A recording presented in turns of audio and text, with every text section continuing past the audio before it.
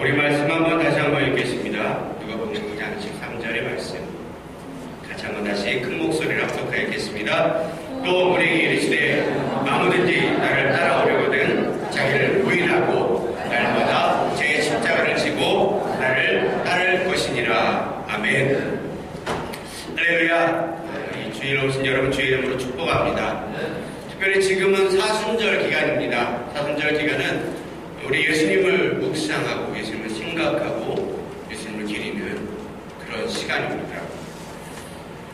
자꾸만 살이 쪄서 100kg가 넘게 나가는 고도 비만의 남자가 병원에 왔답니다. 그 비만을 상담하기 위해서 병원에 왔는데 상담하던 의사가 물어봤습니다. 당신이 제일 적게 나갈 때 그때 몸무게가 몇 킬로인지 아십니까? 이렇게 물어봤습니다. 그랬더니 그 남자가 자신있게 대답하더라고요. 3.3kg입니다. 태어났을 때 3.3도 큰 거죠. 참 우리의 삶에서도 이 왕년에 내가 옛날에 막 이런 환상에 젖어서 사는 사람들이 아마 주위에 많이 있는 것 같습니다. 늘 얘기할 때 내가 옛날에는 어땠고 내가 옛날에는 저땠고 많은 말들을 하지만 정말 중요한 것은 뭐지? 현재의 내가 어떤 사람이냐. 이게 진짜 중요한 것이죠. 현재의 저와 여러분은 어떻습니까? 그리고 현재 저와 여러분에게 이 예수님은 어떠한 분이십니까? 그분은 자신을 포기하시면서까지 저와 여러분을 구하신 분이십니까? 여러분 이걸 믿으십니까? 믿으십니까? 하나님이 하나님 된 권리를 포기하고 이 땅에 내려와 주신 것.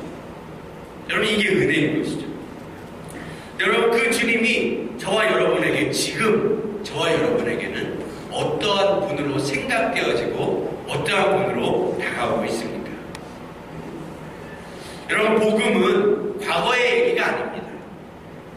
복음은 먼 미래에 필요한 이야기, 이것도 맞는 이야기지만 복음은 과거에도 복음이고 현재도 복음이고 미래도 복음이지만 과거에 옛날에 2000년 전에 있었던 그 사건 하나에서 끝나는 것이 아니라는 것이죠.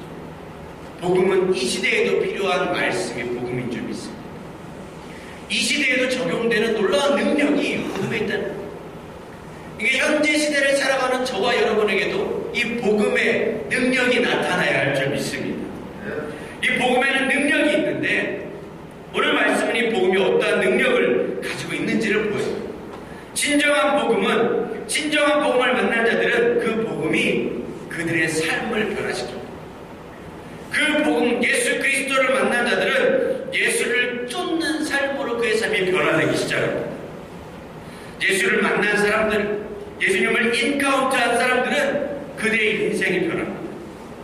물론 만나고 변하지 않은 사람도 있습니다. 근데 인격적으로 예수님을 만나고 인격적으로 그를 영접한 자들의 삶은 다 변화된 것을 보게 되죠. 그래서 예수님이 나를 쫓으려거든 누구든지 자기를 부인하고 자기의 십자가를 지고 나를 쫓으라고 말하고 계십니다. 복음에는 우리의 삶이 자발적으로 누가 강요해서 이렇게 하는 것이 아니라 자발적으로 이 말씀대로 헌신할 수 있는 우리를 변화시킬 수 있는 능력이 바로 복음에 담겨져 있는 것입니다. 그래서 내 삶에 변화가 있는가 없는가 이것을 살펴보시면요, 이 복음이 내 삶에 지금 현재 살고 있는 내 삶에 실제가 되었는가 아니면 허상인가 이게 분명하게 나타납니다. 그러니까 여러분 이런 실제적인 복음이 저와 여러분에게 있습니까?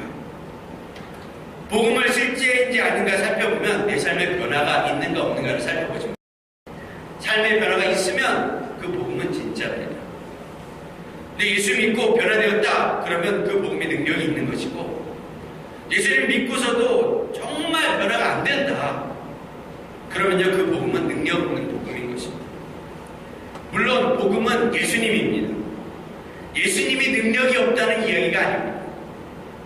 문제는 내 안에서 내 마음 안에서 역사하는 그 복음이 진정한 복음이 되지 못하도록 우리의 심령이 가로막고 있다는 것이죠. 그 능력 있는 그 복음이 내 안에서 실제가 되어지지 못하는, 그저 허상으로 아니면 2000년 전에 어떤 역사 이야기로 내 안에서 끝나버리게 되는 것이 이 가짜 복음이 되는 것입니다. 진짜 복음은 나를 변화시키는 능력이 있고 가짜 복음은 아무런 변화도 나타낼 수 없습니다. 복음의 능력은 나의 삶을 총체적으로 변화시키는 것입니다. 근데 여러분, 이 변화라고 하는 것을 잘 살펴볼 필요가 있습니다. 복음의 능력으로 인한 변화가 있는데 이 변화가 다 변화가 아니다. 성경이 말하는 변화가 있고 우리가 착각하는 변화가 있습니다. 복음의 능력으로 변화된 것 같은데 실제로 변화가 안 된 것들이 있다는 것이죠. 그게 어떤 것들이 있냐? 첫 번째는 상황과 조건의 변화는 진짜 변화가 아닙니다. 무슨 말이냐? 상황과 조건, 내 환경이 좀 변했다고 내가 변화되었냐? 그러지 않다는 것이죠. 예를 들어서 여러분 그 왕자와 거지 이야기를 듣듯이 왕자와 거지가 똑같이 생긴, 왕자가 세상을 나가봤는데 거지가 자기 얼굴과 똑같이 생긴 거예요. 그래서 그 거지에게 네가 왕 역할을 해라, 내가 거지 역할을 할게. 그런데 어떻게 됩니까? 이 왕은 거지 속으로 가서도 왕처럼 행세하고 이 거지는 왕궁에 들어가서도 거지처럼 살아요. 환경이 변했다고 사람이 변하지 않는다는 거예요. 우린 또 그런 간증을 많이 듣죠. 우리 아들이 서울대 갔다, 우리 사업장이 축복받았다, 번창됐다, 대박났다, 이런 간증을 많이 듣습니다. 근데 이런 간증을 들을 때마다 우리가 느껴지는 마음은 뭐예요? 그래서 어쩌라, 그래서 그 간증이 내 삶에는 어떻게 되는데? 라고 하는 생각을 아마 많이 하실 것 같습니다. 그 간증이 도대체 나와는 무슨 관계가 있길래 얘기를 하는 것입니다. 여러분, 그러지 않습니까? 이런 간증의 맹점은 무엇이냐면 우리가 너무 상황에 초점을 맞추게 한다는 거예요. 환경에 너무 초점을 맞추게 한다는 거예요. 그래서 내가 어떻게 보면 환경이 좀 바뀌었다고 우리가 좀 믿음이 더 커지고 이 복음에 내가 삶이 충만한 것 같다라고 하는 착각을 불러일으키게 만든다는 것이죠. 그러지 않다는 것입니다. 내가 변하지 않는 것은 진정한 복음이 아닙니다. 그냥 잠깐 기분 좋고 마는 그런 환경의 변화에 불과한 것이죠. 우리가 해야 할 진짜 간증은 무엇이냐면 주님이 내 안에 오셔서 내가 주님을 만나서 내 삶이 변했다라고 하는 것입니다. 여러분, 이게 저와 여러분의 간증이 되시길 주의 이름으로 축복합니다. 이게 진정한 복음의 능력이고 변화인 것입니다. 또 변화가 아닌 게 있습니다. 그것은 무엇이냐면 전심으로 나아가지 않는 것은 변화가 아닙니다. 따라해볼까요? 전심이 아니면 변화가 아니다. 여러분, 마음의 중심에 진짜 전부가 변하지 않으면요, 변화가 아닙니다. 하나님은요, 우리의 전부를 원하십니다. 하나님, 육, 세상, 사, 이 정도요. 여러분, 이거 변화가 아닙니다. 양다리라는 거죠. 양다리. 진정한 변화는 세상 100을 보고 있었던 것을 이제는 바꿔서 하나님을 100을 바라보는 것을 진정한 변화라고 이야기합니다. 아브라함에게 하나님이 나타나셔서 너의 아들 이삭을 바쳐라 그럽니다. 문제는 뭐냐면 그 아들 이삭이 그냥 아들이어도 귀한데, 그냥 아들이어도 내 생명과 바꿀 수 없는 애인데, 얘가 아브라함이 100세 때나 100세 때나 단 하나밖에 없는 자기 혈육, 얼마나 귀하겠습니까? 자기 전부예요. 내 전부. 무엇과도 바꿀 수 없는 전부. 근데 하나님은요, 그 아들을 바치고, 물론 하나님이 그 아들도 살리고 결국에는 하나님이 그 아브라함의 삶 가운데 놀라운 축복을 허락하시지만 아들을 죽게 하시지 않으셨습니다. 성경을 잘 모르실까봐 결론을 얘기 드린다면 아들을 바치라고 했지만 아들이 죽지 않았습니다. 할렐루야. 그게 중요한 것이죠. 근데 중요한 것은 무엇이냐면 하나님이 그 아브라함에게 있어서 전부를 받기 원하셨어요. 그 마음. 우리는 그렇게 말하겠죠. 아브라함은 그렇게 생각할 것 같습니다. 하나님, 이삭만 빼면 내가 모든 것을 드릴 수 있을 것 같습니다. 이삭 말고는 다 드리겠습니다. 근데 하나님은 뭐라고 말씀하시냐면 나는 다른 거 다 필요 없다. 이삭만 원한다. 너의 전부를 원한다. 그러시는 거죠. 왜 그러실까요? 하나님은 우리의 전부를, 우리의 중심을 보시기 때문입니다. 그래서요, 우리의 중심, 내 어떤 삶의 전부가 변하지 않는 것, 전부가 주님을 향하지 않는 것, 전심이 아닌 것은 이것은 변화가 아닙니다. 하나님께 나의 마음의 모두를 드리는 것, 나의 최고의 가치를 드릴 수 있는 것, 이게 진정한 변화인 것입니다. 전심이 아닌 것은 복음의 능력이 아직 내 삶에 나타나지 않은 것이죠. 그럼 이번에는 뭐가 변화일까? 이걸 살펴보겠습니다. 복음이 능력으로 되어져서 어떻게 변화가 나타날까? 진정한 변화는 무엇일까? 첫 번째는 무엇이냐면 마음의 중심이면 됩니다. 따라할까요? 마음의 중심이 변화해야 합니다. 이 중심이 바뀌어야 돼요. 중심이. 다시 말하면 누가 주인인가?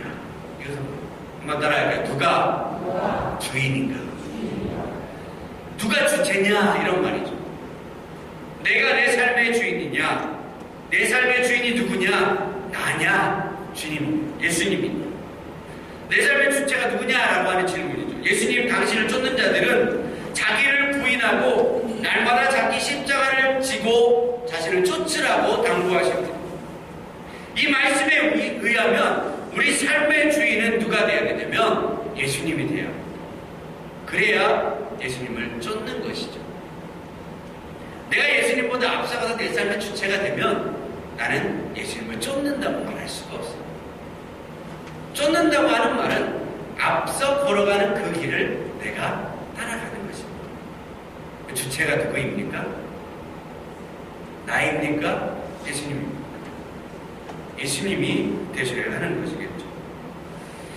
이 말씀에 의하면 우리 삶의 주인은 바로 예수님이셔야 하고, 성경은 양들은 목자의 음성을 따른다라고 이야기합니다. 또 로마서 14장 7절에 자기를 위하여 사는 자가 없고 자기를 위하여 죽는 자가 없도다. 그러므로 살아도 주를 위해, 죽어도 주를 위해, 그러므로 사나 죽으나 나는 주님의 것이다. 그렇게 사도 바울은 고백하고 있습니다. 살아도 죽어도 주를 위해. 여러분, 삶의 목적이 다르죠. 왜 성경에 나오는 이런 사람들은 이렇게 삶의 목적이 우리와는 너무나 다를까요? 왜냐하면 그들의 삶은 그들의 삶의 주인, 주체가 바뀌어버렸기 때문에. 이것은 강요에 의해서 된 것이 아니에요. 여러분, 여러분의 삶의 주권을 내놔라, 종되라, 그럼 누가 좋겠습니까? 어떤 사람이 남의 말 듣고 살고 싶겠습니까? 근데요, 이 성경에 나오는 수많은 사람들은 자발적으로 자신의 권리를 내려놓는다. 왜요? 그 받은 은혜가 너무나 한량없기 때문에. 그 받은 은혜가 너무 값지고 너무 귀하고 너무 크니까 그들의 삶을 그 은혜를 갚는 데에 사용하는 거예요. 나는 그 은혜의 빛에 나는 이제 팔렸다, 그렇게 생각합니다. 그 나의 주인은 이제 주님이시다, 이렇게 고백하는 것입니다. 여러분, 이것은 자발적인 순종이고 자발적인 헌신입니다. 혹시 여러분 주의 일을 감당하시면서 자발적으로 주님 앞에 나아가지 못하고 있다라고 한다면 여러분, 아직 우리는 그 복음의 능력에 아직 전염된 것이 아닙니다. 여러분, 저와 여러분의 삶에 복음의 능력이 있길 주님의 이름으로 축복합니다. 자발적으로 나의 삶을 내어드리는 것. 예수 그리스도를 경험하고 나면 그 받은 은혜와 사랑이 얼마나 크다는 것을 알기 때문에 지난주 설교 드렸듯이 공의와 자비 사이에 나타난 그 은혜가 얼마나 크다는 것을 내가 알기 때문에 내 삶을 내어드릴 수밖에 없는 것이죠. 그리고 진정한 변화는 두 번째, 사랑의 대상이 바뀌어야 합니다. 한번 따라할까요? 사랑의 대상이 바뀌어야 합니다. 이게 변화입니다. 사랑을 하면 주위 사람들도 여러분 다 알게 되어 있습니다. 아, 제가 사랑에 빠졌구나. 여러분, 어떻게 할까요? 사랑에 빠지면 일단은 잘 보이려고 이쁘게 꾸미겠죠. 혹시 여러분의 자녀들이 이렇게 하면 얘들이 연애하는구나, 이렇게 생각하시면 되겠죠. 먼저 남자들은 머리에 힘이 들어가기 시작합니다. 거울 보는 시간이 길어지고 맨날 드라이하고 폈다 접었다 폈다 접었다, 발랐다 감았다 발랐다 감았다, 이런 거 몇 번 하면 아, 얘가 연애하는구나, 이렇게 하시면 됩니다. 그럼 여자들은 어떻게 하냐? 여자들은 입는 옷을 보면 알 수가 있습니다. 어떤 옷을 입는가, 이거에 따라 분별이 되죠. 바지만 입던 애들이 갑자기 치마를 입어요. 화장이 평소보다 1mm는 두꺼워집니다. 그럼 두 가지 중에 하나죠. 썸을 타고 있든가 연애를 하고 있든가. 주위 사람들이 다 알게 되어 있습니다. 여러분, 사랑하면 다 아는 거예요. 사랑에 빠지면요, 여러분 모를 수가 없어요. 여러분, 주님을 사랑하십니까? 주님 사랑하십니까? 그렇다면 그 사실을 남들이 알고 계십니까? 여러분, 주님을 사랑한다는 그 사실을 여러분 주위에 있는 사람이 알고 있느냐? 제가 먼저 말씀드렸죠. 사랑하면 모를 수가 없어요. 나타나게 되어 있어요. 나만 모를 수 있겠죠. 나만 몰라요. 근데 주위 사람들은 다 제가 사랑에 빠졌나 안 빠졌나. 여러분, 우리가 주님을 사랑한다는 것 우리는 몰라요. 크리스찬들이 주님을 사랑하는 것 크리스찬들은 아마 모를지 모르겠어요. 근데요, 세상 사람들은 알아요. 저 사람이 진짜 예수님 사랑하는 사람이야.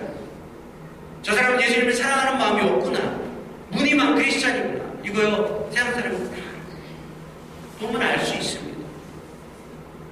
진짜 주님을 사랑하는 사람인가 아닌가. 이건요, 티가 안 날 수 없다는 겁니다. 내가 변화되었다는 것은, 복음의 능력으로 내가 변화되었다는 것은 무슨 말이냐면, 이제는 내가 세상을 사랑하지 아니하고 아버지를 사랑하는 그 결단을 내리는 것을 말하고 있는 것이죠. 사랑하면 어떻습니까? 매번 보고 싶고, 사랑하면 만나고 싶고, 사랑하면 같이 있고 싶은 것이죠. 내가 변화되었다라고 한다면 나는 늘 예수님을 바라보고 있습니다. 왜요? 나의 사랑의 대상이 바뀌었기 때문입니다. 세상을 사랑하면 하나님을 사랑하는 것이 그 안에 없다라고 말씀은 이야기하고 있습니다. 둘 중 하나를 선택해야 한다는 것이죠. 여러분, 누구를 사랑하고 있습니까? 세상입니까? 하나님이십니까? 분명한 것은 이것은 뭐 6대4, 7대2 이런 건 없습니다. 한문선 변호사는 그걸 잘 내려주더라고요. 100대 0입니다. 뭐 이런 거 하더라고요. 여러분, 주님을 사랑하는 것은 그렇습니다. 100대 0입니다. 세상이 100 아니면 주님이 100, 두 가지 중에 하나라는 것이죠. 분명한 것은 누구를 사랑하든 그 사랑은 감출 수 없다는 것입니다. 여러분, 하나님을 진정으로 사랑하고 계십니까? 하나님을 진정으로 사랑하는 거 어떻게 합니까? 아까도 말씀드렸듯이 늘 하나님과 함께 있고 싶고 만나고 싶고 그분을 향해 늘 나아가고 싶은 거, 헌신하고 싶은 거. 근데 우리는 뭐라고 말합니까? 하나님께 나아가라. 뭐라고 합니까? 시간이 없어요. 돈이 없어요. 여유가 없어요. 그럼 어떤 것입니까? 사랑이 아닌 것이죠. 여러분, 내가 누구를 사랑하는데, 연애를 하는데 여자친구들은 그 사람한테 시간 투자하고 물질 투자하지 않으면 그 마음을 어떻게 확인하겠습니까? 여러분, 그렇게 투자해도요, 진짜 사랑하면 아까워요, 아깝지 않아요? 아까워요, 아깝지 않아요? 대답이 시원찮은 것은 결혼한 지 오래되셔서. 젊은 애들 어떻습니까? 청년들 아까워요, 아깝지 않아요? 연애를 안 해봐서 참 너무 그렇게도 모태솔로들이 많아요. 아깝지 않아요? 투자를 해. 오히려 막 돈 모아가지고 진짜 비싼 거 해주고 막 이래서 정말 좋아하면 그게 기쁨이에요. 물론 헤어지면 아깝습니다. 헤어지면 아까워요. 근데 진짜 사랑에 빠지면 아깝지 않아요. 우리가 주님을 향한 마음도 마찬가지예요. 주님을 향해 시간을 드리는 것, 이게 아까워요? 아까우면 사랑이 아닌 거예요. 주님 진짜 사랑하지 않나요? 진짜 사랑하면 아깝지 않습니다. 우리가 그렇게 생각하죠. 다 기도하고 이런 게 시간 낭비처럼 느껴질 때도 있습니다. 근데 여러분, 사랑하면 시간 낭비가 함께 있는 시간이 너무 행복해요. 그게 사랑인 거죠. 여러분, 주님을 사랑하십니까? 하나님 사랑한다면 다른 모든 것 다 포기해서라도 주님을 만나겠죠. 하나님을 사랑하려면 어떻게 하라고 성경은 말하냐면 마음과 뜻과 정성을 다해 내 생명과 목숨을 다해서 사랑하라고 성경은 말하고 있습니다. 왜냐하면 이게 진짜 사랑이거든요. 대충 하는 것 사랑 아닙니다. 최선을 다해야 하는 것, 이게 사랑인 것이죠. 여러분, 하나님을 사랑하는 그 변화가 있길 주님의 이름으로 축복합니다. 세 번째 변화인 것은 어떻게 하느냐? 진리 안에서 내가 자유한가를 봅니다. 내가 변화되었는가? 이것은 율법에 얽매여 있는 게 아니라 진리 안에서 자유한가를 보는 것이죠. 우리는 변화될수록 형식과 율법에 얽매이지 않고 자유해집니다. 예수님은 세리와 창기들과 함께 있으면서도 불편하지 않으셨습니다. 그분은 자유하셨습니다. 저와 여러분은 어떻습니까? 이들과 세리와 창기 같은 사람들과 함께 있으면 자유하십니까? 불편하십니까? 여러분, 진리가 우리를 자유하게 할 줄 믿습니다.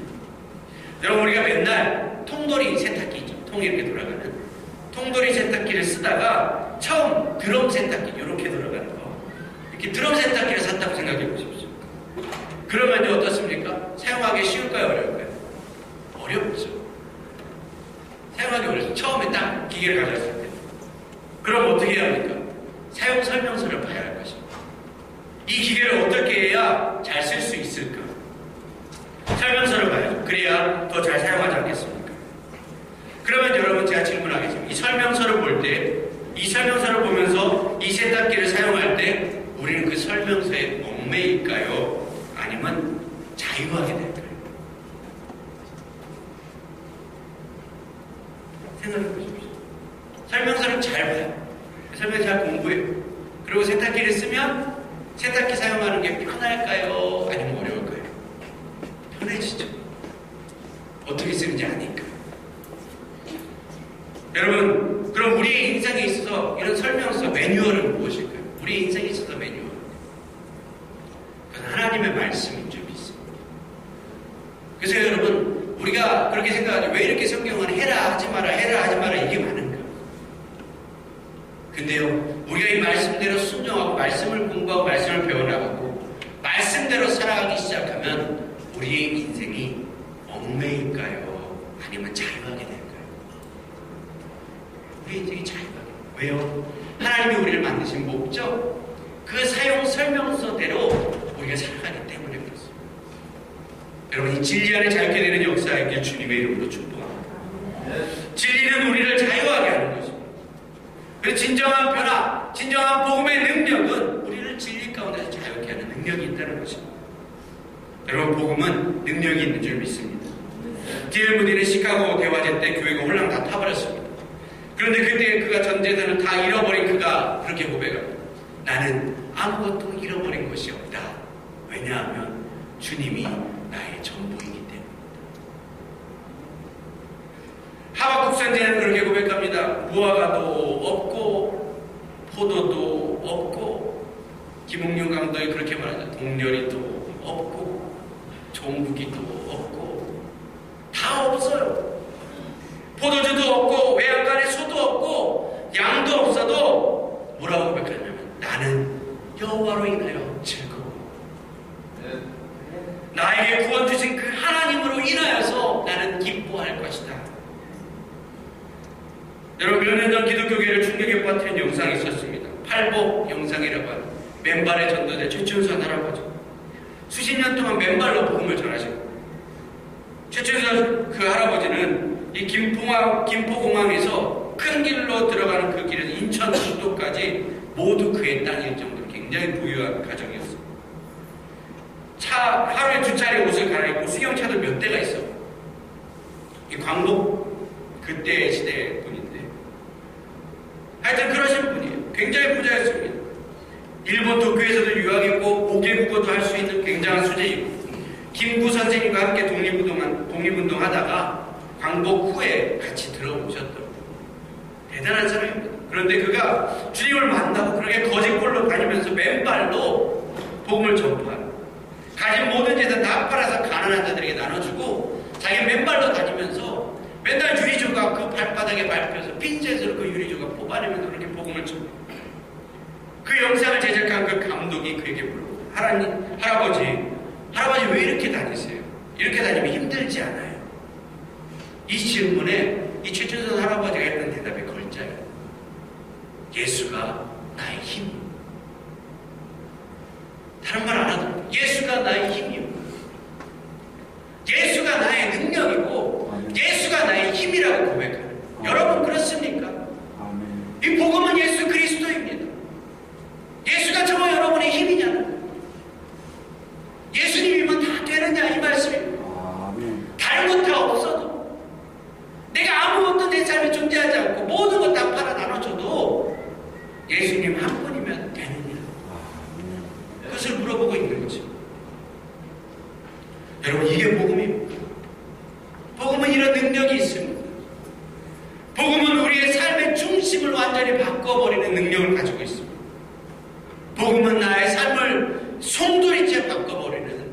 능력이 있는 게 복음입니다.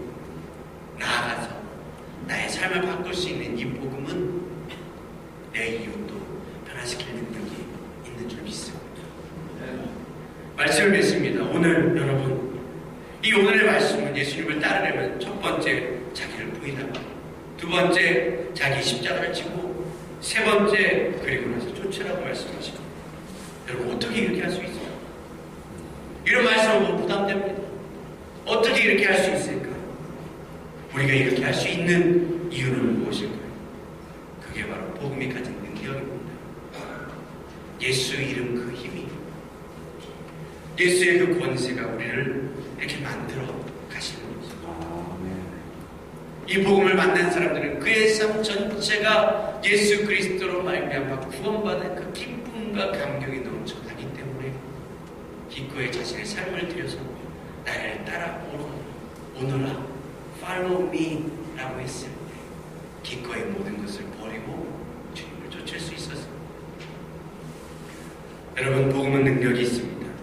만약에 우리가 아직도 자기 부인이 안 되고 늘 화내고 승질내고 욕하고 신경질을 냈다면, 아직도 십자가 치면서 희생하려고 하고 섬기려 하고 낮아지려 하지 않는 그런 마음이 내 안에 아직도 존재하고 있다면, 그리고 또 아직도 말씀을 듣고 읽고 행하고 따르지 않고 있다라고 한다면 아직 우리는 진정한 복음을 경험하지 못한 겁니다.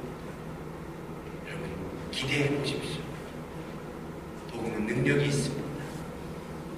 여러분, 우리가 알고 있는 이 정도, 여러분, 복음은 그 이상의 것입니다.